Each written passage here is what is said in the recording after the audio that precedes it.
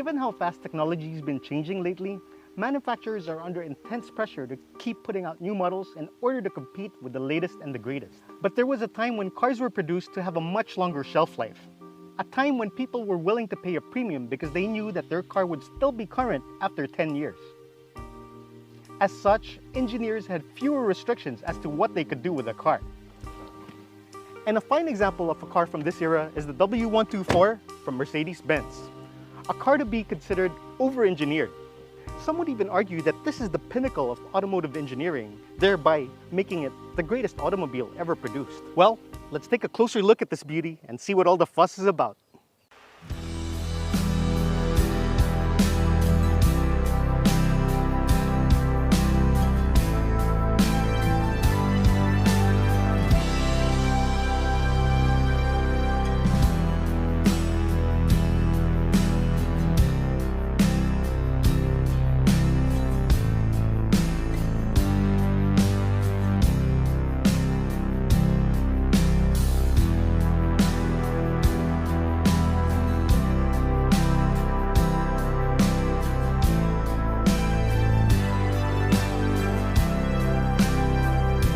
As a successor to the W123, the W124 had big shoes to fill.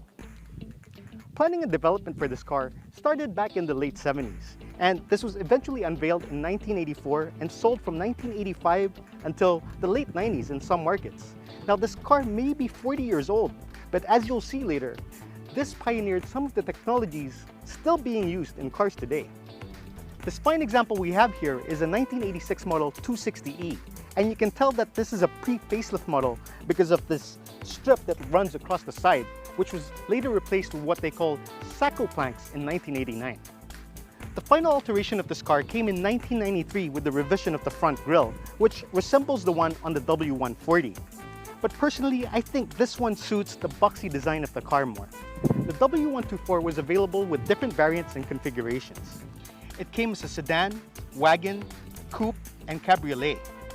One of the most coveted versions of this is the 500e, which was co-developed by Porsche. But today we'll talk about the W124 in general. And if you were to plot all the Mercedes Benz models on a timeline, I'd say they made the biggest leap towards the future, coming from the W123 to the W124. And I'm not saying there's anything wrong with the W123, but that car definitely looks like it's from the 70s. While this, being its successor, doesn't look like it's from the 80s. It looks way more modern. The bumpers are integrated, the door handles are contemporary, and the trunk has a large opening, like every modern-day automobile. This was also one of the most aerodynamic cars of its time, with some models having a drag coefficient of 0.26. Wait, that still makes it one of the most aerodynamic sedans. It's hard to believe that this thing is 40. It's still in great shape. I wish everything that was 40 was still in great shape. Anyway, the aerodynamics help to lessen fuel consumption and wind noise.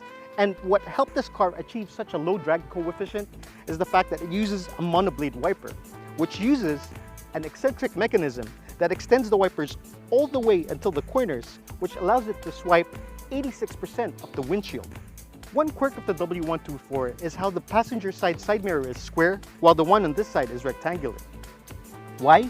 Well, there are a number of reasons. They found that in the tight streets of Europe, drivers were more prone to scraping the right side mirror, hence they made it narrower. But in order to give the driver the same viewable area left and right, they made it slightly taller, which in turn made it square. Finally, the designer, Bruno Sacco, said he liked the asymmetric look, which broke tradition at the time. It still does, actually. At the back, you get these ribbed taillights, which was done for function, not form. You see, even if this is covered in mud and snow, the lights will still be visible. You can really tell that they thought of almost everything when they designed this car. But the thing is, a lot of this car's revelations lie beneath the surface. For instance, this car's safety features were way ahead of its time. This is one of the first cars to use an SRS airbag, a belt tensioning system, and the most advanced crumple zone and safety cell during its era. Then we get to its multi-link suspension, which has now become a template for a lot of modern-day cars. The 5-link suspension ensures that the car remains planted during cornering, braking, and going over bad pavement. Inside, you'll find a simplistic interior that's aging very well as far as I'm concerned. But aside from aesthetics, this dash is made from impact-absorbing artificial foam. It even has a layer of aluminum to prevent heat and other engine components from penetrating through the dash in the event of a collision. When you open this glove box, you'll see that there are these cup holders that seem ridiculously shallow. However, I heard somewhere that that was intentionally done by Mercedes Benz to make a statement about this car's superior ride quality. Sitting here feels very nostalgic, but it also gives you a renewed sense of appreciation for being able to physically interact with your car.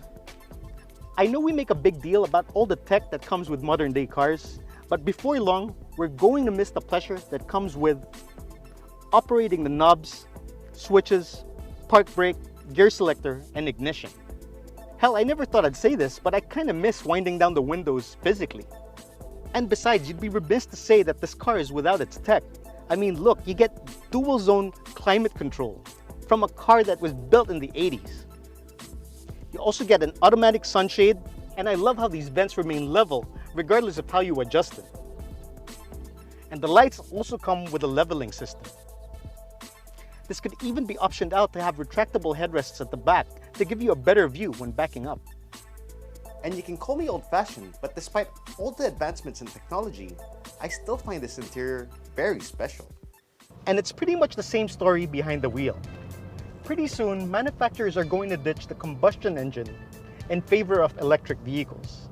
And we'll soon find ourselves reminiscing about a time when cars were mostly mechanical. And the W124 is a great example of how far we could push the boundaries before cars became overwhelmed with electronics. And it's rather amazing because this thing drives really well. It actually drives a lot better than some of the newer cars. The ride quality is just superb, and this is without the use of electronic dampers or air suspension. It's phenomenal how smooth the ride is. It's never jarring, no matter how bad the road is. The car always remains planted, and I think we can attribute that to the multi-link suspension. The steering is also well weighted. It gives a good amount of feedback. Now, it's not as light as newer cars, which is expected, but the amount of feedback it gives you is really good, although on-center feel is kind of vague, which is to be expected from a car from this era. And despite the fact that this car is rather long, the turning radius is pretty small. You can still squeeze this thing in and out of tight spaces quite easily. The W124 came with an assortment of different engines, but under the hood of this one, you get the M103 engine, which is an inline 6-cylinder. And the displacement for those engines ranged between 2.6 liters to 3 liters. And power output was around 160 to 190 horsepower. But you know, this car is not about 0 to 60 times, because that's besides the point. This car is about the smoothness and the refinement of driving something with 6 cylinders and rear-wheel drive.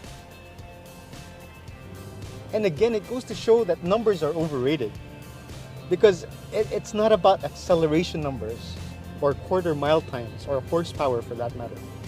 Any real driving enthusiast would know that it really boils down to the sheer joy and enjoyment and the experience you get behind the wheel, which isn't quantifiable by something as superficial as numbers.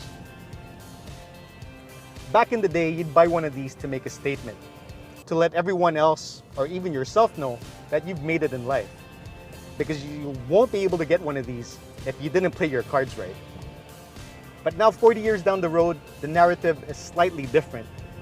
You no longer get one of these to make a statement. You get one of these to preserve a piece of automotive history. Because this is a fine example of how good a product can be if you just let your people do their thing, unleash their full potentials without being restrained by budgetary BS. This is not conventionally a special car, because over 2.7 million of them were made. And the fact that these are known to last millions of miles means there's still quite a few of them out there, so it's not exactly rare. Yet, they're shooting up in value, and rightfully so. Because this is not just an automobile, it's an artifact. It's a time capsule. It's a Mercedes Benz. No, it's not just a Mercedes Benz. It's a Mercedes Benz when they were at their prime.